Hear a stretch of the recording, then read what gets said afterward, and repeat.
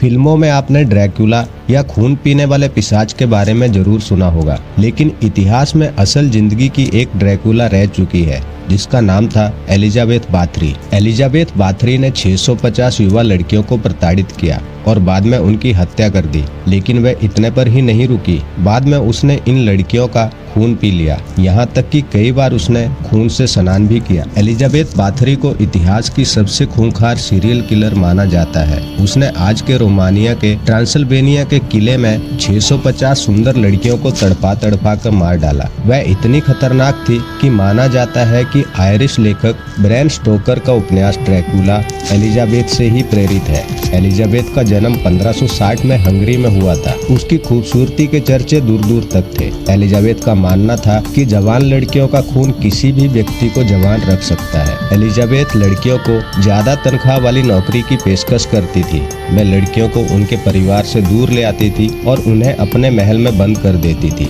Elizabeth उन्हें पीटकर या भूख से मारने से पहले तड़पाती थी। वह लड़कियों के नाखूनों के बीच में पिन जड़ देती थी। इसके अलावा वह उनके शरीर पर शहद डालकर उन्हें मधुमक्खियों या चींटियों के पास छोड़ देती थी। जिस किसी ने उसकी यातनाएं देखी वह पूरी जिंदगी खौफ में रहा। प्रत्यक्षदर्शियों ने बाद में दावा किया कि एलिजाबेथ अपने शिकारों को चाकू घोंप देती थी। वह उनके स्तन, हाथ, चेहरे और कंधों को कैंची से काट देती थी। इसके अलावा उनके होठ में सुई चुभो देती थी। कई बार वह होठों को गर्म लोहे से जला देती थी। बाद में कहा गया वह पीड़ितों के खून से नहाती थी। उसका मानना था कि जवान लड़कियों का खून उसे हमेशा जवान रख सकता है। एक समय ऐसा आया जब गरीब घरों की लड़कियां उसके यहाँ काम नहीं करती थी। जब गरीब लड़कियां उसके शिकंजे में नहीं फंसी तो उसने अमीर घरों की लड़कियों को निशाना बनाना शुरू किया। अच्छी आदतें सिखाने के नाम पर वह लड़कियों को बुलाती, लेकिन जो भी महल के अंदर गई वह कभी वापस नहीं लौटी। संदेहजनक स्थितियों को देखते हुए 1610 में एक पादरी ने उसकी शिकायत की,